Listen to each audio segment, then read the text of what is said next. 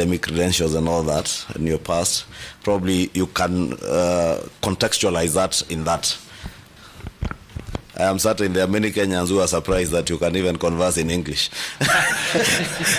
There are many who are asking how you would be able to be vetted. I understand. You cannot converse in English. I understand, Mr. Speaker, and I must first of all say it is almost normal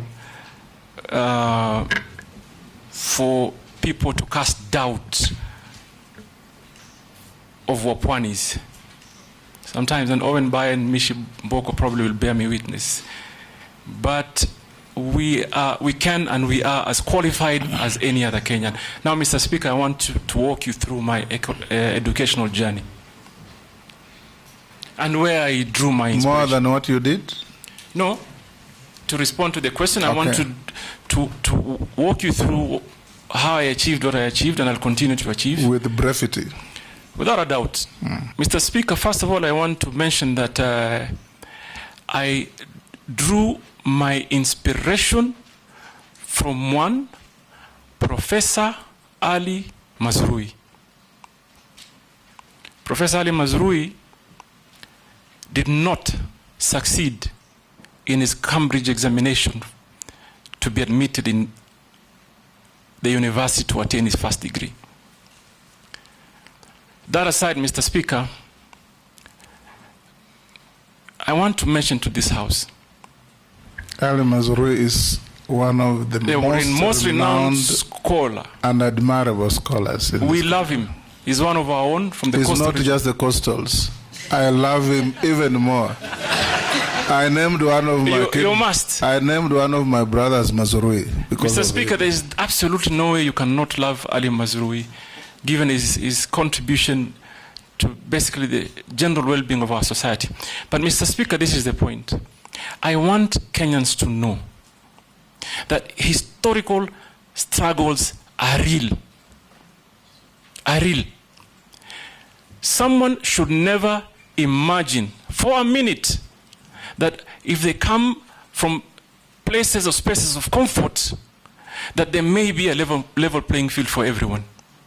Some of us come from very poor background. Mr. Speaker, if you look at my CV, you will see I actually had to take a break for 1 year, transiting from primary into secondary. Why did I do that? Because simply my parents couldn't afford school fees. I was not living in an environment that allowed me that opportunity to be able to quickly prosper in matters of education. That is why, Mr. Speaker, I can tell this committee today, and I want many Kenyans to listen to me, do not ever imagine your hope dies by your previous struggles. We suffered.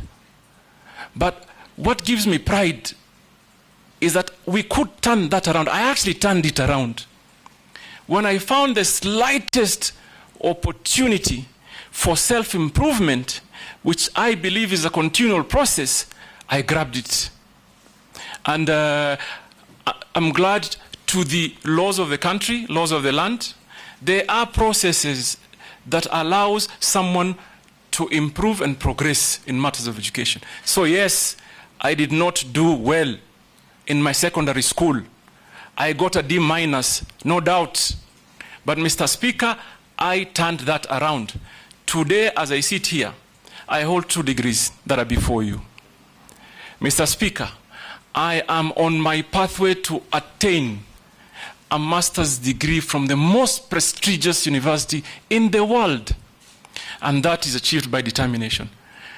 Mr. Speaker, I want to tell Junet, Honorable Junet, that first let me begin by telling Honorable Kimani Ichung'wah. Kimani Ichung'wah, I contributed to my own school fees in secondary school. I had an understanding at that time with my principal and moved on.